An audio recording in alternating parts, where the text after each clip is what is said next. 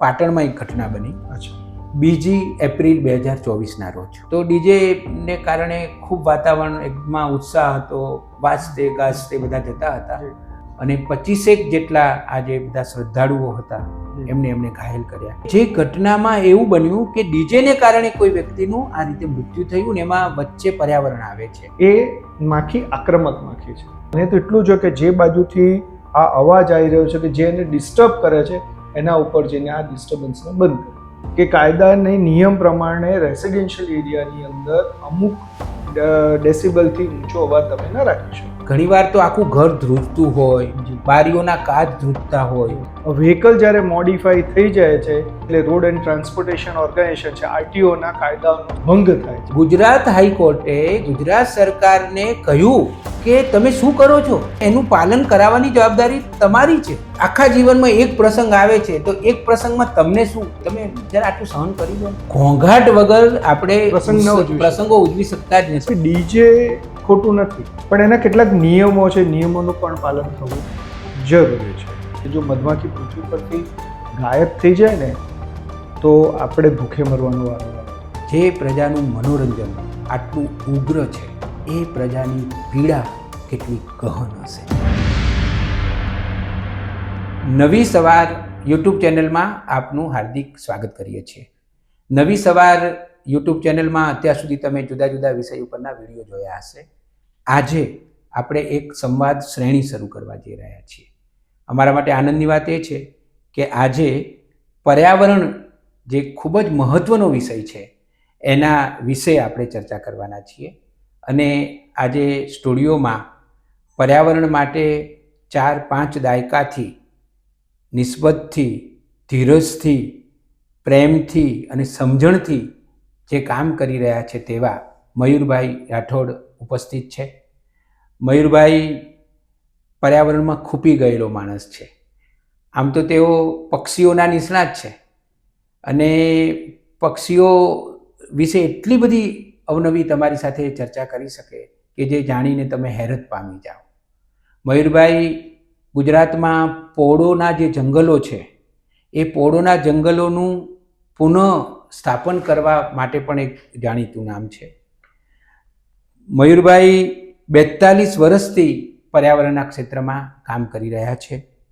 એ rotary ક્લબના ઉપક્રમે વર્ષો પહેલાં શ્રીલંકા ગયા ત્યારે યુથ એમ્બેસેડર તરીકે ગયા હતા. આપણને એ જાણીને ગૌરવ પણ થાય કે મયુરભાઈએ જે પર્યાવરણમાં તાલીમ આપવાની હોય છે એના જે મોડ્યુલ્સ બનાવ્યા એ મોડ્યુલ્સ પણ ઘણા બધા દેશોમાં તેનો અમલ થઈ રહ્યો છે. એ બહુવિધ પ્રતિભા ધરાવે છે. પર્યાવરણમાં તો આટલું કામ કરે જ છે, પણ આર્કવાઇઝમાં, ધર્મમાં, અધ્યાત્મમાં, દસ્તાવેજીકરણમાં આપણો જે વારસો અને વિરાસત છે તેનું દસ્તાવેજીકરણ કેવી રીતે થાય એમાં પણ તેઓ ખૂબ કામ કરી રહ્યા છે. બીજી એમની એક ઓળખ આપવાનું મને એ પણ ગમે કે તેમણે અત્યાર સુધી હજારો લોકોને પર્યાવરણની તાલીમ આપી છે અને સમજણ પણ આપી છે. કેટલા બધા પરિવારો ની સાથે જોડાય અને એમાં બાળકો હોય, એમાં ગૃહિણીઓ હોય, એમાં માતા પિતા, દાદા દાદી આ બધા જ હોય અને એ બધાને મયુરભાઈ ખૂબ જ સુંદર રીતે, અસરકારક રીતે, રસ પડે અને સમજણ પણ પડે એ રીતે પર્યાવરણની તાલીમ પણ આપે છે. આવા મયુરભાઈ આજે નવી સવારના સ્ટુડિયોમાં ઉપસ્થિત છે એનો અમને ખૂબ આનંદ છે. મયુરભાઈ, તમારું સ્વાગત કરીએ છીએ. આપનો ખૂબ ખૂબ આભાર મને બોલાવવા માટે અને નમસ્કાર. આજે જે ચર્ચા કરવી છે એ વિષય છે ડીજેને લગતો. ઓકે. મયુરભાઈ, પાટણમાં એક ઘટના બની. અચ્છા. 2 એપ્રિલ 2024ના રોજ. એ દિવસે આખું વિશ્વ બાળ પુસ્તક દિવસની ઉજવણી કરતું હતું. એ દિવસે અહીંયા જરા એવી ઘટના બની જે ઘટના આપણને ન ગમે. પાટણમાં વાળંદ લોકોનું માતાજી લીંબજ માતાજી કહેવાય છે. એ લીંબજ માતાજીનું મંદિર આવેલું છે. તો દહેગામથી 5 લક્ઝરી બસ કરીને લગભગ 300 જેટલા લોકો આવ્યા 52 ફૂટની ધજા ચડાવવા માટે. તો એ લોકો ધજા ચડાવવા માટે જતા હતા અને ડીજે હતો એમની સાથે. તો ડીજેને કારણે ખૂબ વાતાવરણમાં ઉત્સાહ હતો, વાજતે ગાજતે બધા જતા હતા અને ત્યાં એક જૂના કાળકા માતાના મંદિરનો વિસ્તાર આવે છે. જી તો એ મંદિરના આગળથી જ્યારે આ ડીજે પસાર થયું ત્યારે ત્યાં એક ભમરિયું મધ બેઠેલું હતું. જી અને આ અવાજને કારણે એ બધી જે ભમરીઓ છે કે મધમાખીઓ છે એ ખૂબ ડિસ્ટર્બ થઈ જી અને આખું મધ ઉડી ગયું. જી અને પછી તો એ જે મધમાખીઓ છે જે આ અવાજને કારણે જે વિચલિત થઈ હતી જી એણે હુમલો કર્યો, જી. આક્રમણ કર્યું. જી અને 25 જેટલા આ જે બધા શ્રદ્ધાળુઓ હતા જી. એમને ઘાયલ કર્યા. આહા. એમાંથી 10 ને એટલી બધી અસર થઈ, જી ઝેર ચડ્યું જી કે એમને હોસ્પિટલમાં દાખલ કરવા પડ્યા. 108 બોલાવવામાં આવી. જી એ 10માંથી 2 જણની હાલત તો વધારે ગંભીર હતી અને એમાંથી એક વ્યક્તિનું જેમની ઉંમર લગભગ 64 વર્ષની હતી, ઉદયભાઈ પારેખ, એ જીઈબીના નિવૃત્ત કર્મચારી હતા, એમનું તો મૃત્યુ થયું. તો આ ઘટના જી કે જે ઘટનામાં એવું બન્યું કે ડીજેને કારણે કોઈ વ્યક્તિનું આ રીતે મૃત્યુ થયું ને એમાં વચ્ચે પર્યાવરણ આવે છે જી અને ચોંકાવનારી વાત છે. જી આમ તો આપણે બધાએ હવે ચોંકી જવાનો આખો રિવાજ જ છોડી દીધો છે. સાચી આપણે હવે ચોંકતા જ નથી. ચોંકતા જ નથી. અને ખરેખર તો આ ઘટના બહુ જ ગંભીર ઘટના છે. એના ઉપર આપણે ચર્ચા કરવી જોઈએ, એના ઉપર આપણે વિચાર કરવો જોઈએ.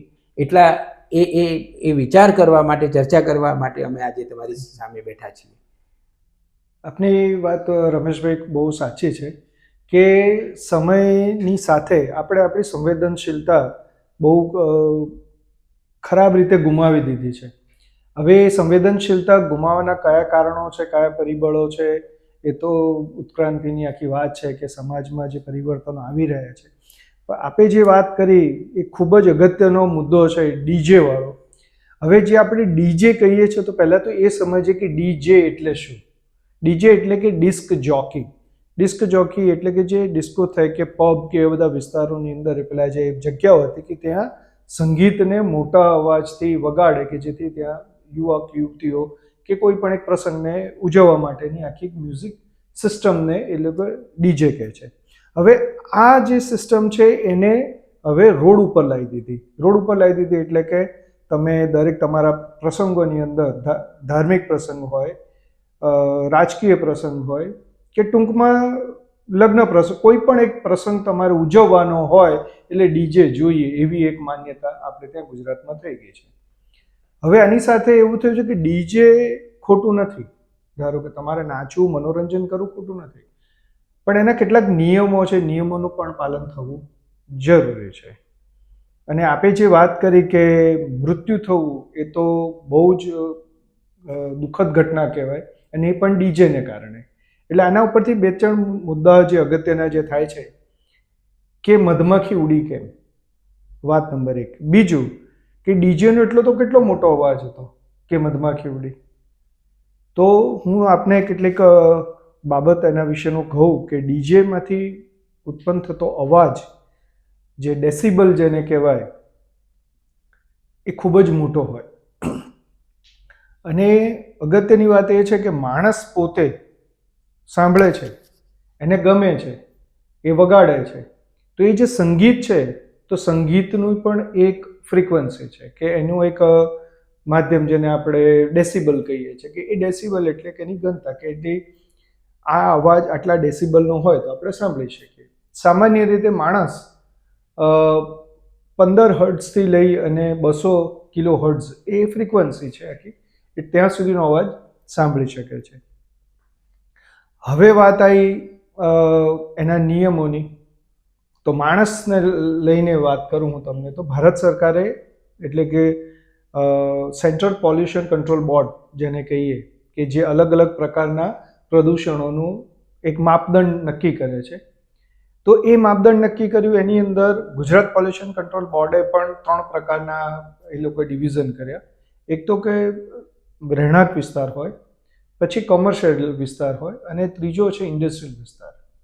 હવે જે રહેણાંક વિસ્તાર છે એ રહેણાંક વિસ્તાર માટેના પણ અમુક ડેસિબલથી ઊંચો અવાજ હોવો જોઈએ નહીં. તો રહેણાંક વિસ્તારની અંદર લગભગ 50 એટલે 55 ડેસિબલથી વધારે અવાજ ન હોવો જોઈએ એ સવારે, અને રાતના સમયે 45 ડેસિબલથી વધારે અવાજ ના હોવો જોઈએ. એવી જ રીતે કમર્શિયલ વિસ્તારની અંદર પણ એવી રીતે 65 થી 55, અને ઇન્ડસ્ટ્રીયલ એરિયા હોય કે જ્યાં અવાજ વધારે થતો હોય એમાં પેલો ડીજે અવાજ ના સાંભળી શકે, તો ઇન્ડસ્ટ્રીયલ અવાજ એરિયાની અંદર તમે જાઓ તો એમાં 75 ડેસિબલથી 65 ડેસિબલ સુધીનું છે. પણ દુઃખદ વાત એ છે, અને એની દુઃખદ વાત હું એટલા માટે કહું છું કે મધમાખી ઉડી એ પહેલાં માણસ પોતે જ અમુક ડેસિબલથી વધારે, એટલે લગભગ એમ સમજીએ કે 60 ડેસિબલથી ઉપર જો માણસ અવાજ સતત સાંભળે તો બહેરો થવાની શક્યતાઓ છે. એટલે માણસ માટે પણ એ ડેસિબલ બહુ અગત્યના છે. એની સાથે સાથે તમને એમ કહું કે 55 ડેસિબલ સુધીનો પણ અવાજ, આપણે તો સરકારે તો 75 ડેસિબલ સુધીનું કહ્યું, પણ 50 ડેસિબલ સુધીના અવાજમાં પણ હ્યુમન હાર્ટ ઉપર અસર થતી હોય છે, અને એને કારણે થઈને હૃદયના ધબકારા અનિયમિત થાય છે. આ તો થાય જ છે. અને સૌથી બીજી એક ઘટના બને છે જેનાથી લોકો બહુ અજાણ છે, હજી આ વિશે કોઈ લોકોએ પૂરું જ્ઞાન અથવા તો માહિતી લોકો સુધી નથી થઈ, કે ગર્ભમાં રહેલું જે બાળક હોય ને એ તો બહુ જ નાનામાં નાનો અવાજ સાંભળે, એટલે કે 15 હર્ટ્ઝ સુધીનો અવાજ પણ એ સાંભળી શકે. એટલે કે માના શ્વસનની પ્રક્રિયા છે, અને એની આજુબાજુમાં જે અવાજ આવે છે એ અવાજ ગર્ભનું રહેલું બાળક સાંભળી શકે એટલી એની ક્ષમતા છે.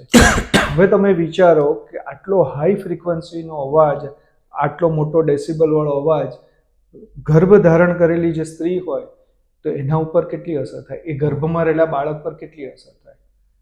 આ વિશે તો આપણે ક્યારેય વિચાર્યું જ નથી, કે આ વિશે ક્યારેક ધ્યાન પણ નથી લીધું કે ગર્ભમાં રહેલું બાળક ઉપર આ અવાજની શું અસર થાય છે. એટલે માણસ માટે ડીજે વગાડવું, આનંદ કરો બરાબર છે, પણ એમાંથી કેટલીક બાબતોને બાકાત કરવી ખૂબ જરૂરી, જેમ કે ગર્ભવતી સ્ત્રીઓ તેનાથી દૂર રહેવું જોઈએ, ઘરડી વ્યક્તિઓ, ઘરડા વૃદ્ધ જે છે એને એનાથી દૂર રહેવું. નાના બાળકોના જે કાન છે ખૂબ સેન્સિટિવ હોય છે, એટલે એના ઉપર બી આ ડીજેનો ખૂબ અવાજ અને એની જે ફ્રીક્વન્સી છે એની અસર થતી હોય છે. હવે મૂળ વાત ઉપર આપણે આવીએ, કે મૂળ વાત કે મધમાખી. હવે મધમાખીને પહેલાં સમજીએ કે મધમાખી ઉડી કેમ. અવાજ તો ડીજેનો હતો, પણ મધમાખી કેમ ઉડી? તો મધમાખીમાં એવું હોય છે કે મધમાખી પહેલું તો પોતે જ એક પ્રકારની ધ્વનિ પોતે જ પેદા કરે છે, પોતે જ અવાજના ગુંજનથી, એટલે પોતે જ એક ગુંજન કરે કે જેનાથી એ એક મેસેજ આપે છે એના માળાને, મધપૂડાને. અને એમાં એવું હોય કે જે ક્વીન રાણી હોય એ રાણી અમુક પ્રકારની અવાજ કરે, જેને કારણે થઈને ત્યાં એના કામદારો, નર, માદા, એ જે બીજા છે એ બધા ભેગા થાય. હવે પરિસ્થિતિ ત્યાં થાય કે કોઈક જગ્યાથી ખોરાક લઈને કોઈ મધમાખી આવી, તો આવી અને પોતે ગુંજન કરે અને અમુક પ્રકારની એ પેટર્ન બનાવે ગુંજન કરતા. એટલે એનાથી એ અવાજથી બીજી માખીઓને ખબર પડે કે અહીંયા આટલા કિલોમીટર દૂર ખોરાક છે, મધ છે, એટલે ફૂલો છે, નેક્ટર છે, તો આપણે ત્યાં જવાનું છે. એ ડિરેક્શન પણ આપે છે અને પોતે ખોરાકની માત્રા પણ આપે છે.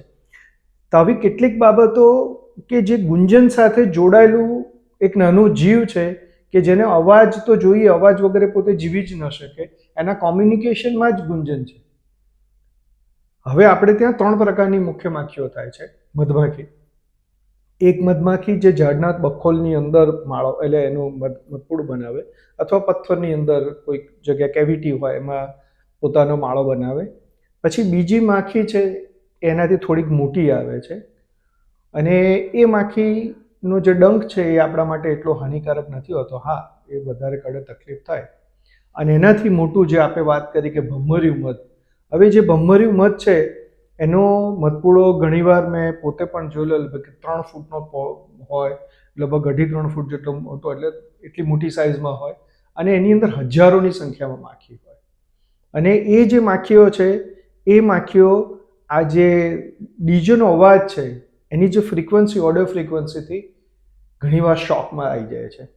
મેં થોડું ઘણું સ્ટડી કર્યો હતો ત્યારે મેં એક જોયું હતું કે 60 થી 70 ડેસિબલનો અવાજ જો આ મધમાખીને ઉપર આપવામાં આવે તો પોતે શોકમાં આવી જાય છે અને પોતે એક જગ્યા પર સ્થિર થઈ જાય છે. એને સહન નથી થતો અવાજ, કેમ કે એનું આખું જીવન જ ગુંજન સાથે છે. અને તમે વિચારો કે એટલો મોટો અવાજ આવે તો એની શું હાલત થાય.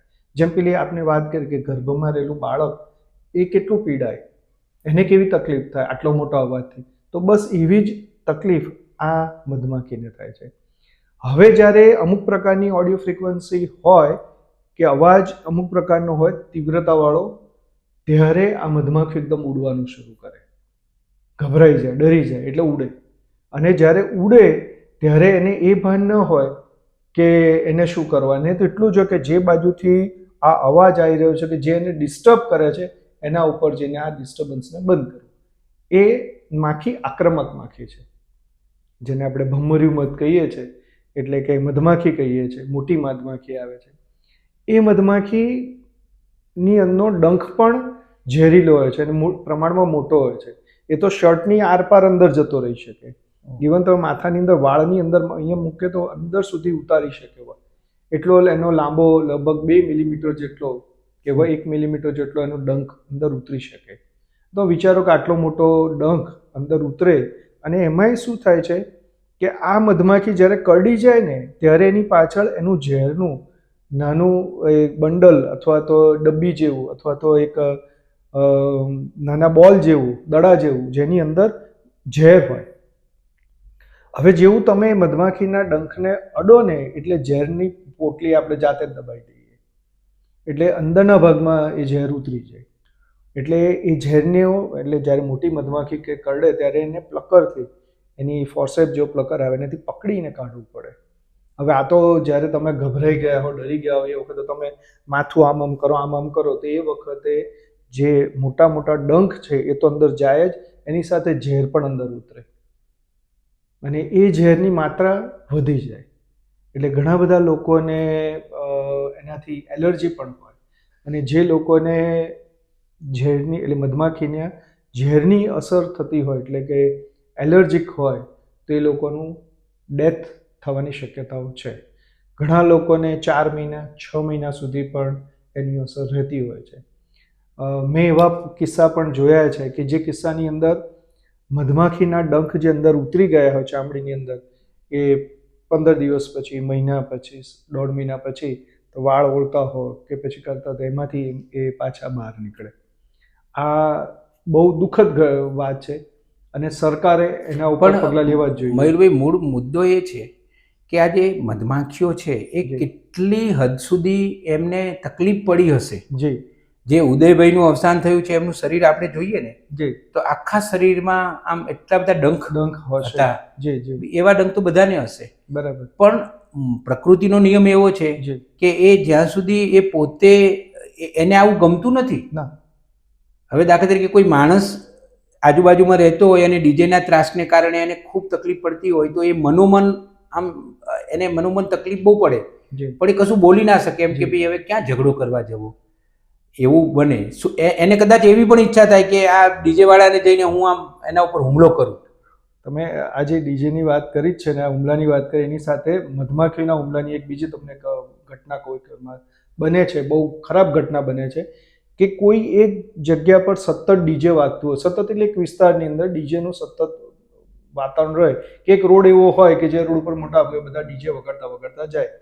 જેમ કે કોઈ ગામની અંદર એક જ મુખ્ય રોડ હોય કે કોઈને ત્યાં લગ્ન હોય એટલે આ રોડ ઉપર આપણે તો ડીજે આપણું વાગવું જોઈએ. હવે એક રસપ્રદ વાત એ છે કે આ મધમાખીની તમે જે વાત કરી ને, મધમાખીનું આખું જીવન બરબાદ થઈ શકે છે. એક CCD નામનું ઘટના બને છે. એને એવું કહેવાય છે કે કોલોની કોલાપ્સ ડિસઓર્ડર. એટલે એમાં એવું થાય છે કે જે વખતે આ અવાજ થાય એ વખતે ઘણીવાર મધમાખીઓ અવાજ પહેલાં ઉડી જાય અને અમુક ફ્રીક્વન્સી આવે એટલે મધમાખીઓ ઉડી જાય. હવે મધમાખીઓ ઉડી જાય તો કઈ મધમાખીઓ ઉડી જાય? કેમ કે મધમાખીની અંદર એક કામદાર હોય, સૈનિક હોય, ક્વીન હોય અને કિંગ એટલે કે મેલ હોય, નર હોય. પણ એમાં જ્યારે કામદારોની સંખ્યા એકદમ ઘટી જાય ને તો એને કારણે થઈને એ જે મધપૂડું છે એ પાછું બની શકતું નથી. અને મધપૂડું પાછું ન બની શકવાને કારણે આખી જે મધ બનવાની પ્રક્રિયા, પોલિનેશન એટલે કે મધમાખીનું મુખ્ય કામ એ ફલનીકરણનું છે. કેટલા બધા ફૂલોનું, કેટલી બધી વનસ્પતિ માટેનું અગત્યનું કામ એ મધમાખી છે. જો મધમાખી પૃથ્વી પરથી ગાયબ થઈ જાય ને તો આપણે ભૂખે મરવાનો વારો આવે. આપણે નહીં, સમગ્ર સૃષ્ટિ પર મધમાખી બહુ જ અગત્યનું કામ કરે છે. કેમ કે ફૂલમાંથી ફળ બનાવવાની જે પ્રક્રિયા છે એ મહદઅંશે કીટકો કરે છે. અને કીટકોની અંદર એટલે કે ઇન્સેક્ટની અંદર એક આ ઉડતું કીટક છે કે જે એક જગ્યાએથી પરાગ લઈને બીજા ફૂલ ઉપર જાય અને આખી જે પરાગનયનની પ્રક્રિયા છે પરાગનયનની પ્રક્રિયા ત્યાં અટકી જાય. અને એને કારણે થઈને આખા પર્યાવરણમાં સમતુલા આખી ખોરવાઈ જાય. હવે તમે વિચારો કે ખાલી એક ડીજેને કારણે પણ પર્યાવરણમાં આટલો મોટો પરિવર્તન આવી શકે. ત્યાં એટલા બધા વિસ્તારની અંદર ફળ જે લાગવાના છે એની માત્રા પણ ઘટી શકે. શેને કારણે? સીસીડીની ઘટનાને કારણે. એટલે કે પ્રોબેબિલિટી છે, કેમ કે સીસીડીની ઘટના ઘણા બધા કારણોને આધારે છે કે જેને આપણે કોલોની કોલેપ્સ ડિસઓર્ડર કહીએ છીએ. એની પાછળના બીજા ઘણા કારણો છે, પણ એ કારણનું માંથી એક કારણ આ ડીજે પણ હોઈ શકે. મેં એક અભ્યાસ એવો પણ વાંચ્યો મયુરભાઈ કે ડીજેને કારણે જે ધ્વનિ પ્રદૂષણ થાય છે જી એનાથી ઘણા પક્ષીઓની પ્રજનન શક્તિ ઉપર અસર થાય છે. પ્રજનન કરવાનું પક્ષીઓ છોડી દે છે. હા, તમારી વાત સાચી છે. ઘણા બધા રિસર્ચ થયા છે કે અવાજની સાથે ઘણું બધું જોડાયેલું છે. આમે પક્ષીઓની અંદર ઈંડા મૂકવાની જે શરૂઆત છે એ અવાજથી જ થાય છે, એટલે કે ગીતથી થાય છે. એટલે કે નર અને માદા, એટલે કે નર જે છે એ અમુક પ્રકારના અવાજ કરે, ગીતો ગાય, અને એની જે ગીત ગાવાની પદ્ધતિ એટલે કે એની જે પીચ છે એના પરથી માદા નક્કી કરે કે આ નર સાથે સંવનન કરવું યોગ્ય છે, કે જેટલું એ સારું ગાઈ શકે એટલા એના હોર્મોન વધારે મજબૂત, એ વધુ દેખાવડો તો હોય, નર પક્ષીઓમાં નર દેખાવડો હોય, એની સાથે સાથે એનો અવાજ પણ એટલો જ જરૂરી છે. ઘણા પક્ષીઓમાં અવાજ નથી કરતા તો એ ચાંચથી અવાજ કરે છે. તો જે ચાંચથી અવાજ કરતા હોય, પોતે ડાન્સ કરે, એવું ઘણું બધું છે. પણ મુખ્ય મુદ્દો આપણો ડીજે સાથેના પક્ષીઓના ઈંડા સાથેની વાત છે.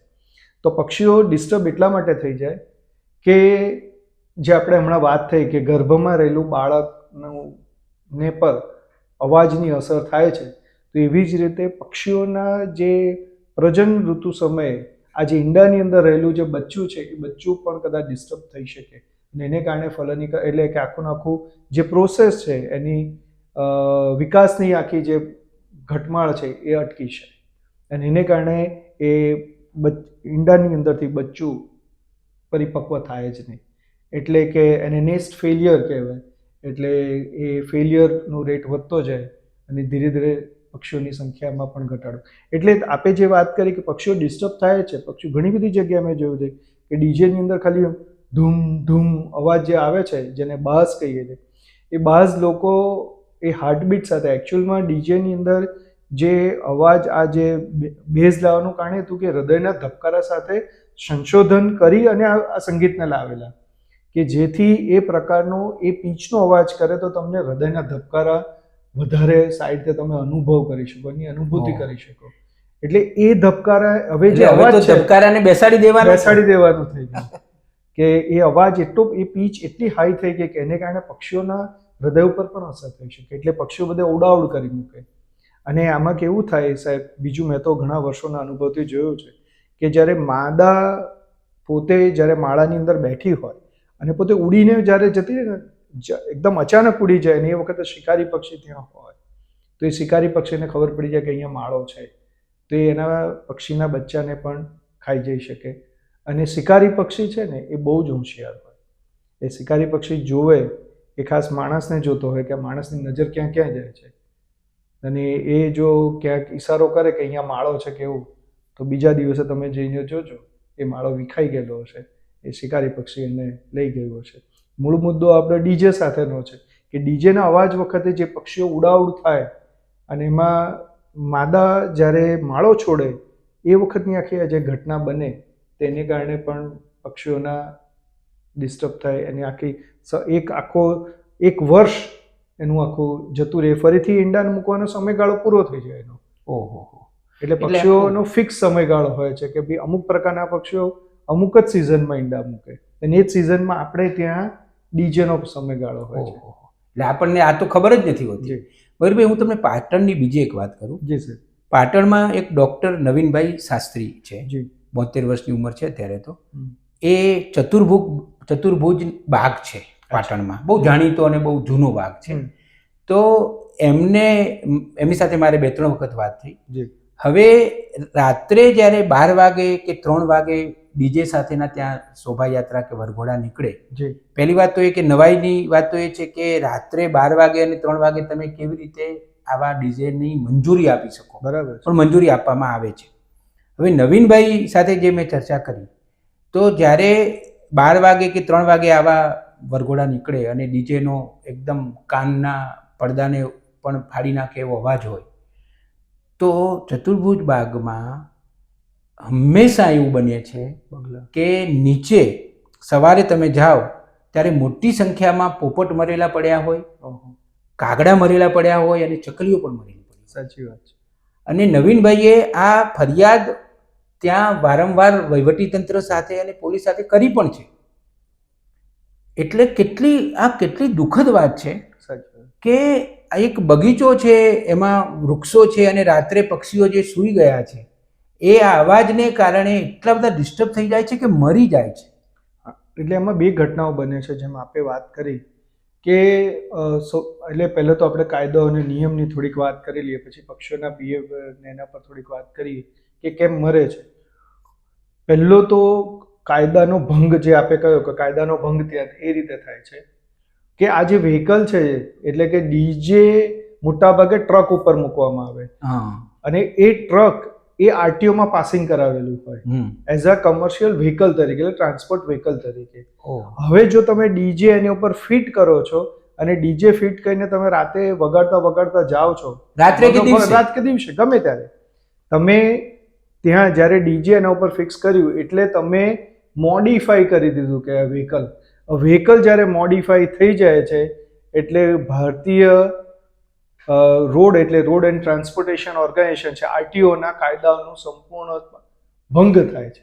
એટલે આરટીઓના નિયમોનું સરેઆમ ભંગ થાય છે એ ડીજેના ટ્રકને કારણે. એટલે ટ્રકમાં તમે ડીજે ન લઈ જઈ શકો. ટ્રક હોય, ટેમ્પો હોય કે કોઈ પણ વ્હીકલની અંદર તમે એ મોડિફાઈડ થઈ જાય છે. એટલે જ્યારે કોઈ પણ વ્હીકલ મોડિફાઈ થઈ જાય તો એનું પાસિંગ અલગથી થાય અને એ પાસિંગ અલગથી થાય એના માટેના પણ નિયમો છે, બરાબર છે. પણ હવે જ્યારે તમે ટ્રકની પાસિંગ કરાવી દીધું અને એની અંદર તમે ડીજે ફિટ કર્યું એટલે આરટીઓનો પહેલો ત્યાં ઉલ્લંઘન થાય છે. એટલે કાયદાનું તો પહેલું ઉલ્લંઘન અહીંયા જ થાય છે. પછી કાયદાનું બીજું ઉલ્લંઘન કે રાત્રે 12 વાગ્યા પછી તમે ડીજે ન વગાડી શકો, કાયદાનું બીજું ઉલ્લંઘન. ત્રીજું ઉલ્લંઘન કે કાયદાના નિયમ પ્રમાણે રેસિડેન્શિયલ એરિયાની અંદર અમુક ડેસિબલથી ઊંચો અવાજ તમે ન રાખી શકો, એટલે 40-45 ડેસિબલથી વધારે અવાજ તમે ન રાખી શકો. પણ એ માપવો કેવી રીતે?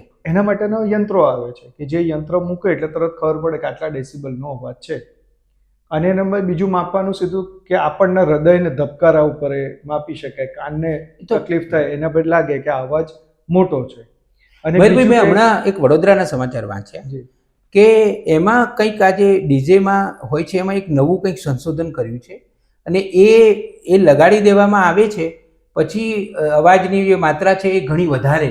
મૂળ સવાલ તો એટલો જ છે કે વધારે ને વધારે શોર બકોર કરો, વધારે ને વધારે તમે ઘોંઘાટ કરો.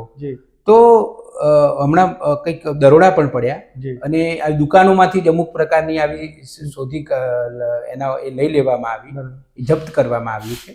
પણ આ જે મૂળ વાત એ છે કે ડીજેમાં જે વધારે ને વધારે અવાજ, અને તમે કહું કે આપણે એમ ઘરમાં બેઠા હોઈએ ને, ઘણીવાર તો આખું ઘર ધ્રુજતું હોય, બારીઓના કાચ ધ્રુજતા હોય, આપણને નવાઈ લાગે કે ધરતીકંપ આવી ગયો. સાચી વાત.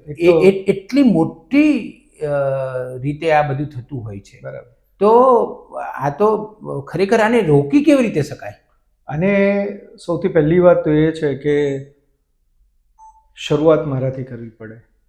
એટલે કે જે ડીજેનો ઉપયોગ કરનારા છે, સરકારને આપણે બ્લેમ કે સરકારે આમ કરવું છે, પેલું આમ કરવું. હવે સરકાર કંઈ પણ પગલાં લે તો કે તમે અમારી ધાર્મિક લાગણીઓ દુભાઈ, તમે અમારી સાથે અમારો જે એક્સપ્રેશન જે અમારા છે એનો તમે ઉલ્લંઘન કરો. આવું બીજું ઘણું થાય. કાયદા એની રીતે કામ કરે, પણ કાયદો કરે પહેલાં તો જે ડીજે લાવનાર વ્યક્તિ છે એ વ્યક્તિને જ આપણે વિનંતી કરીએ, એ પ્રસંગ ઉજવનારને આપણે વિનંતી કરીએ કે ડીજે વગાડીએ પણ એવી રીતે વગાડીએ કે જેથી કોઈને નુકસાન ન થાય. આટલો ઊંચો અવાજ કરવાથી જે પર્યાવરણ અને પ્રકૃતિને જે નુકસાન થઈ રહ્યું છે એ નુકસાન એક બહુ લાંબા ગાળે થવાનું છે, બહુ મોટું નુકસાન છે. તો આપણે શું કામ કોઈને તકલીફ આપવી? આપણા આનંદ માટે કોઈને દુઃખ આપવું એને આનંદ કહી શકાય કે ક્રૂરતા કહેવી જોઈએ? હું તો આને ક્રૂરતા કહું કે તમને આનંદ આવતો હોય એટલે તમે ગમે તે પ્રકારની ક્રૂરતા કરો તો આને તો મારી દ્રષ્ટિએ તો સાંખી ન જ લેવું જોઈએ. અને પોલ્યુશન કંટ્રોલ બોર્ડે જે નોઇઝ માટેનો, અવાજ માટેનો, ધ્વનિ પ્રદૂષણનો જે કાયદો છે એ પણ એની અંદર લાગુ પડે જ છે. એટલે ભવિષ્યની અંદર આવા કાયદાઓ ચુસ્તપણે પાલન થાય. એક બીજી પદ્ધતિ છે, પહેલું તો વ્યક્તિગત રીતે એને નક્કી કરવું પડે કે હું આટલા મોટો અવાજ નહીં કરું, આનંદ મારે કરવાનો છે, મારા આનંદ માટે મારે નાચવાનું છે, કે મારા પરિવાર કે મારા મિત્રો અમે નાચવાના છીએ. પણ અમે નાચવાના છીએ કે અમારે મજા કરવી છે, એનાથી હું સમાજને શું કામ ડિસ્ટર્બ કરું? એ જે પ્રકારની સંવેદનશીલતા, સમજ એ વ્યક્તિગતે પોતે કેળવવી પડે. અને મયુરભાઈ, એક વાત તમને એ કરું કે આ બે વસ્તુ છે. એક તો પોલીસ તંત્ર પોતે આના ઉપર ધ્યાન રાખે કે ભાઈ આવી એ મંજૂરી આપે, આની મંજૂરી તો લેવી જ પડતી હશે, લેવી જ પડતી હોય છે. તો તમે મંજૂરી લો પછી પોલીસ તંત્ર એમને મંજૂરી આપતી વખતે જ કે અને સહી પણ કરાવી લેતા હશે, સંમતિ પણ લેતા હશે કે ભાઈ તમે આટલા વધારાથી આનાથી વધારે અવાજ તમે નહીં કરી શકો, બરાબર? પહેલી તો પોલીસ આવે છે અને બીજા આવે છે લોકો. તમે કહ્યું કે લોક જાગૃતિની વાત છે. હમણાં આ ઘટના 2 એપ્રિલે બની ને પાટણમાં, એના 4-5 દિવસ પહેલા જ ગુજરાત હાઈકોર્ટે ગુજરાત સરકારને કહ્યું કે તમે શું કરો છો? જે નીતિ જે સુપ્રીમ કોર્ટ કે હાઈકોર્ટ દ્વારા જે નક્કી કરવામાં આવેલા ધારા ધોરણો પોલ્યુશન કંટ્રોલ બોર્ડ દ્વારા, તો એ તમે એનું પાલન કરાવવાની જવાબદારી તમારી છે. જી, સાચી વાત છે. ગુજરાત હાઈકોર્ટે ગુજરાત સરકારને આકરા શબ્દોમાં આ કહ્યું. એના માત્ર 5 કે 6 દિવસ પછી જ પાટણની આ ઘટના બની. બહુ દુઃખદ. અને આજે આપણે ચર્ચા કરી રહ્યા છીએ ત્યારે ગુજરાતમાં અનેક જગ્યાએ ડીજે ની શોભાયાત્રાઓ નીકળી હશે, અનેક જગ્યાએ આ પ્રકારનો શોરબકોર થતો હશે, લોકો ઉપર અને પર્યાવરણ ઉપર એની અસર થતી હશે. એમાં મને કોઈ નવાઈ નથી લાગતી.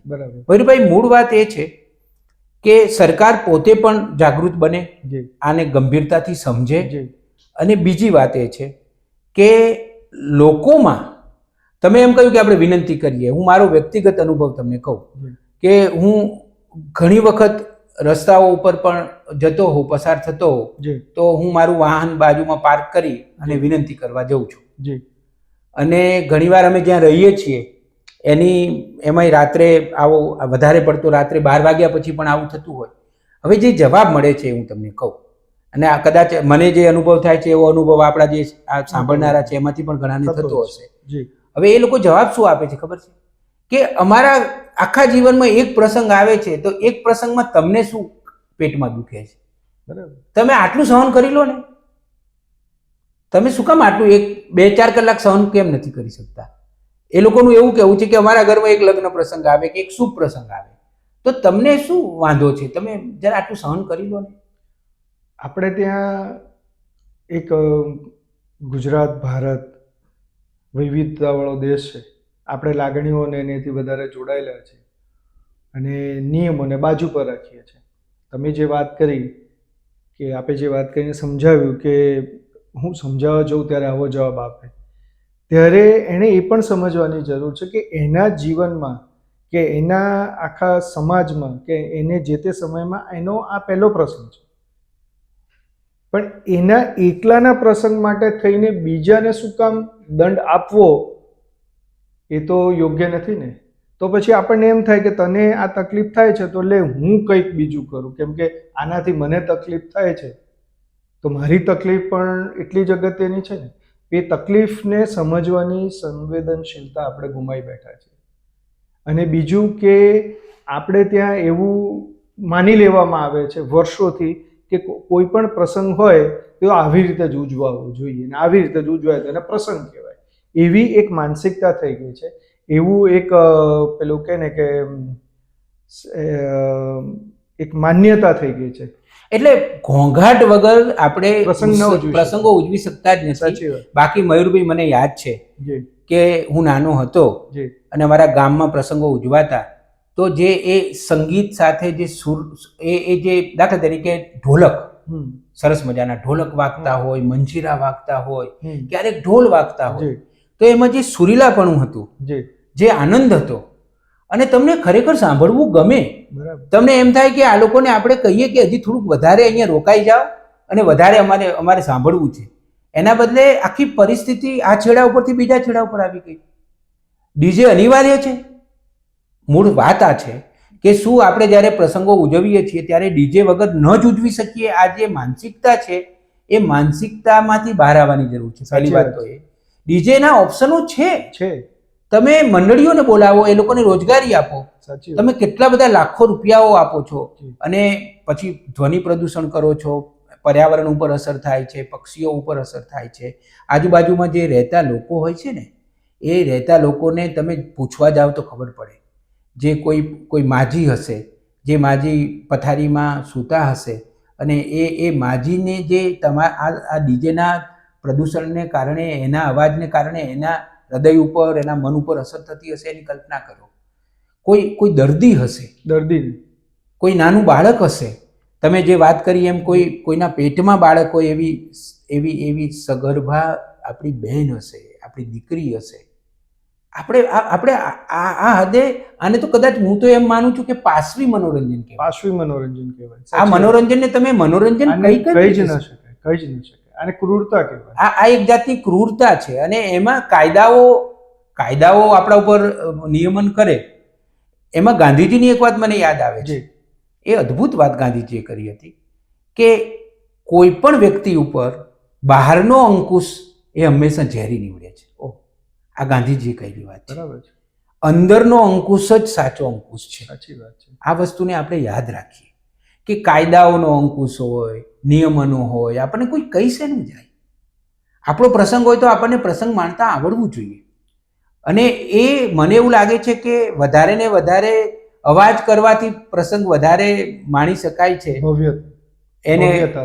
એ વસ્તુમાંથી આપણે બહાર આવીએ. મયુરભાઈ, તમારી સાથે તો ઘણી બધી વાતો કરી શકાય. આપણે જે વાત કરી એની સાથે જ હું વાતનું આપણે પૂર્ણાહુતિ તરફ જઈએ કે આપણે જે વાત કરી કે ડીજેને બદલે આપણે શું કરી શકીએ, રોજગારીની જે આપણે વાત કરી એ ઉમદા વાત છે. આપણે ત્યાં લોકકલા એટલી બધી છે. આપણે વચ્ચે તમને ખ્યાલ હોય તો નાસિક ઢોલ આપણે ત્યાં આવેલા, પછી ઘણી બધી એવી નૃત્ય કરનારી સંસ્થાઓ છે. તો આપણે એને રોજગારી આપી શકીએ એવી ઘણી બધી નાની નાની મંડળીઓ છે.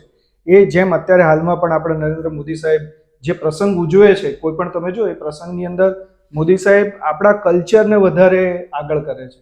એમને દરેક જગ્યાએ તમે જોશો તો ટેબ્લોમાં કલ્ચરને વધારે પ્રભુત્વ આપ્યું. ત્યાં આવીને બધા ડાન્સ કરતા હોય કે બધું. તો એ શું છે? એ આપણી સંસ્કૃતિ તરફ પાછા વળવાની આખી પ્રોસેસ છે. તો આપણે શું કામ આવું ન કરી શકીએ કે આપણે આપણી જે સંસ્કૃતિ છે, આપણો જે ભવ્ય વારસો છે, એ વારસાને આપણે પુનઃસ્થાપિત કેમ ન કરી શકીએ? ડીજેના 10 લાખ રૂપિયા કે 2 લાખ રૂપિયાના ખર્ચાની અંદર જો હું 4 મંડળીઓ લાવી અને એ 4 મંડળીઓ ચાલતી હોય આગળ ગાતી કે ડાન્સ કરતી, તો એની ભવ્યતા વધારે કે ડીજેનું વધારે? અને એની સાથે તમને 4 પ્રકારની શૈલીથી નૃત્ય કરવા મળે. અને એવું તો છે નહીં કે તમને 4 પ્રકારની શૈલી તે નૃત્યની સાથે બીજું તમે અભિવ્યક્ત નથી કરી શકતા. ઘણું બધું થઈ શકે છે. તમે પંજાબી ભાંગડા પણ કરી શકો છો, બિહુનું ડાન્સ થઈ શકે છે, આપણું મહારાષ્ટ્રનું જે છે ડાન્સ, એ બધા ઘણી બધી ડાન્સ. અને આપણા ત્યાં પહેલા આ રિવાજ હતો જ. અને આપણા જ ભાઈ બહેનો છે, જે લોક કલાકારો છે, એ લોક કલાકારોને તમે ઉત્તેજન આપો, એમને રોજગારી આપો, એમને તક આપો. હમણાં મયુરભાઈ, સાંભળીને હૃદય દ્રવી જાય એવી એક ઘટના તમને કહું કે અમારા ત્યાં રાધનપુરમાં એક તુરી સમાજ છે, બારોટ સમાજ. એમનું ભગવાને એમને ગળું બહુ મીઠું આપ્યું છે. તો હું એક રામ રહીમનો ટેકરો છે અમદાવાદમાં, ત્યાં ગયો તો ત્યાં એક આવા જ ગાયકને મળ્યો. ચતુર્દાન તુરી એમનું નામ છે. બહુ જ એમણે સરસ થોડા ગીતો પણ ગાઈ બતાવ્યા. હવે હું તમને કહું કે છેલ્લા થોડા વર્ષોથી એમને રાધનપુર છોડી દેવું પડ્યું છે, કારણ કે હવે રોજગારી મળતી નથી. હવે અહીંયા એ શું કરે છે?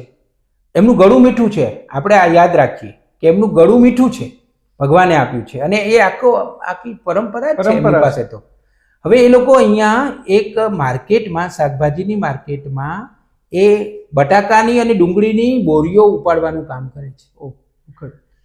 ગળા પાસેથી કામ લેવાને બદલે એ વાંસા પાસેથી કામ લઈ રહ્યા છે. આ કેટલી દુઃખદ વાત છે. હવે અને એવા જ કલાકારોને લાભ મળે તો બીજી બાજુ તમે ડીજેમાં લાખો રૂપિયા આપી રહ્યા છો અને પાછું પ્રદૂષણ કરી રહ્યા છો. પ્રદૂષણ કરીને ક્રૂરતા કરી રહ્યા છે. તો આવા જે આપણા કલાકારો છે, એ કલાકારોને આવા પ્રસંગોએ જો તમે આમંત્રણ આપો જી અને એમનો લાભ લો તો એમને રોજગારી મળે, આપણી સંસ્કૃતિનું સંગોપન થાય અને જેમ પર્યાવરણની પણ પર્યાવરણને પણ આપણે સાચવી શકીએ. જેમ રાજા મહારાજા સંસ્કૃતિને સાચવવાનું કામ કરતા હતા, તેવી રીતે વરરાજા છે કે વરરાજાના પરિવારે પણ આવી રીતે એના રાજા માટે થઈ અને આવું સુંદર કામ કરવું જ જોઈએ. બસ આ ચર્ચાની સમાપન કરીએ ત્યારે હું સાબુદ્દીન રાઠોડને યાદ કરું. સાબુદ્દીન રાઠોડ પાસેથી એક ખૂબ સુંદર વાત મેં સાંભળી હતી. એ વાત હું વારંવાર લખતો પણ હોઉં છું અને કહેતો પણ હોઉં છું કે આવું કેમ બને છે. એકવાર અમેરિકાનો એક મિત્ર હતો ને, એ આમ જરા અલગારી ટાઈપનો હતો. એક ભાઈ એવા હતા કે એ આ બધી ચમકદમકમાં ન માને અને સાદું સિમ્પલ જીવન જીવે. તો એના મિત્રોએ એને ફરિયાદ કરી કે તને તો જીવન જીવતા જ આવડતું નથી. તું જોતો ખરો વિશ્વ કેટલું આગળ વધી ગયું છે, કેટલી બધી નવી નવી સુવિધાઓ, નવું કેટલું બધું શોધાયું છે. જીવનને માણવાનું હોય, તું તો જીવનને માણતો જ નથી. પછી બધા ભાઈબંધો આમ એને ખૂબ જ આગ્રહ કરીને લાસ વેગાસ લઈ ગયા. એને ના પાડી કે મારે આવવાની ઈચ્છા નથી, પણ કે ના, તું અમારે તને બતાવવું છે. લાસ વેગાસ લઈ ગયા અને લાસ વેગાસમાં બધું બતાવ્યું એને. એના પેલા કેસિનો ને રાતની અદ્ભુત પાર્ટીઓ ને બધી ચમકદમક. જે લોકો, હું તો લાસ વેગાસ કદી ગયો નથી, પણ જે લોકો ગયા હશે એને ખબર હશે. તો લાસ વેગાસમાં બધું જ બતાવ્યું અને બધું બતાવ્યા પછી બધા મિત્રોએ એને પૂછ્યું કે હવે તને પ્રતીતિ થાય છે ને કે તું જીવનમાં કેટલું બધું ગુમાવી રહ્યો હતો, તું જીવનમાં કેટલી બધી સારી સારી વસ્તુઓને માણવાનું ચૂકી રહ્યો હતો. પેલો શાંતિથી બધાને સાંભળતો રહ્યો, પોતાના મિત્રોને. પછી એણે જે જવાબ આપ્યો ને, તમે જ્યારે ડીજેને પૈસા આપવા જાઓ ને, ડિપોઝિટ આપવા જાઓ ને, ત્યારે આ મહેરબાની કરીને એ ભાઈએ જે જવાબ આપ્યો તેને યાદ રાખજો. એણે એવું કહ્યું કે આજે આ બધું જ જોયા પછી મને એવો વિચાર આવ્યો કે જે પ્રજાનું મનોરંજન આટલું જલદ છે, જે પ્રજાનું મનોરંજન આટલું ઉગ્ર છે, એ પ્રજાની પીડા કેટલી ગહન હશે. બહુ સાચી વાત છે, બહુ જ સાચી આ વાત છે. અદ્ભુત. આપણી પીડા જ્યારે ગહન હોય છે ને, ત્યારે આપણને આવા ઉગ્ર અને જલદ મનોરંજનની જરૂર પડે છે. આપણે ખરેખર આપણી પીડાને દબાવી દેવા માટે, સંતાડવા માટે આ બધા ખોટા રસ્તાઓ શોધતા હોઈએ છીએ. સાચો રસ્તો તો એ છે કે એક સુરીલી વાત. આપણો પ્રસંગ શોભે કેવી રીતે? આપણો પ્રસંગ, કોઈ પણ પ્રસંગ, એ ધર્મનો હોય કે આપણા ઘરમાં આપણા કોઈ સામાજિક પ્રસંગ હોય, એ સંગીત સાથે શોધે.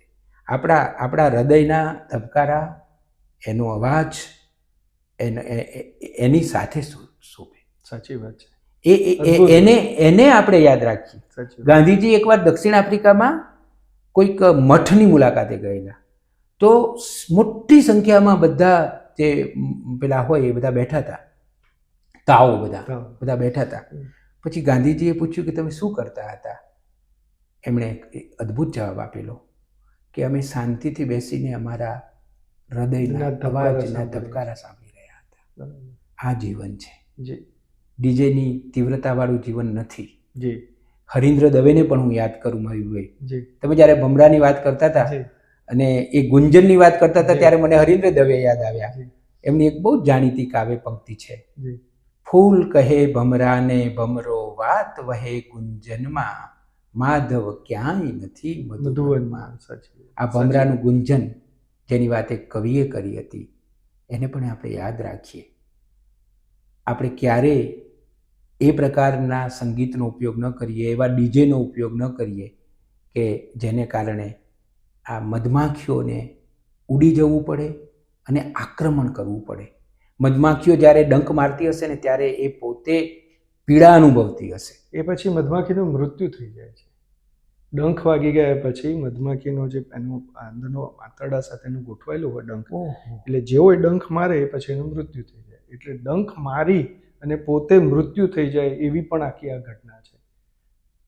એટલે એવું નથી હોતું કે એમાં ડંખ પાછો નીકળે છે. એટલે જ્યારે આપણે મધમાખીઓને ઉડાડીએ છીએ તો આપણે સામૂહિક રીતે મધમાખીઓને પણ મારી નાખીએ છીએ, એનો પણ આપણે નાશ કરીએ છીએ. આપણે એટલી જ દુઃખદ ઘટના છે.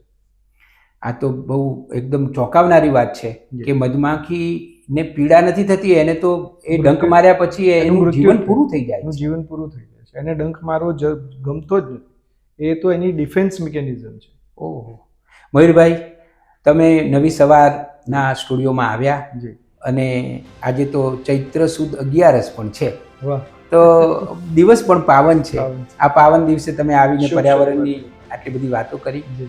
હવે અમે તમને નિયમિત મળતા રહીશું. જરૂર. અત્યારે આખા ભારતમાં ચૂંટણીનો માહોલ છે, ત્યારે જી. ચૂંટણી અને પર્યાવરણ જી. એ વિશે પણ તમારી સાથે ઘણી ચર્ચાઓ કરવી છે. જી. તો મિત્રો, બહુ ઝડપથી આપણે આ જ શ્રેણીના બીજા મણકામાં મળીશું અને ત્યારે મયુરભાઈની સાથે ચર્ચા કરીશું ચૂંટણી અને પર્યાવરણ. નમસ્તે. આપનો ખૂબ ખૂબ આભાર. અને આ નવી શ્રેણી ખૂબ સુંદર અને અદ્ભુત રીતે આગળ વધશે એવી શુભેચ્છા છે. ખૂબ ખૂબ આભાર આપનો.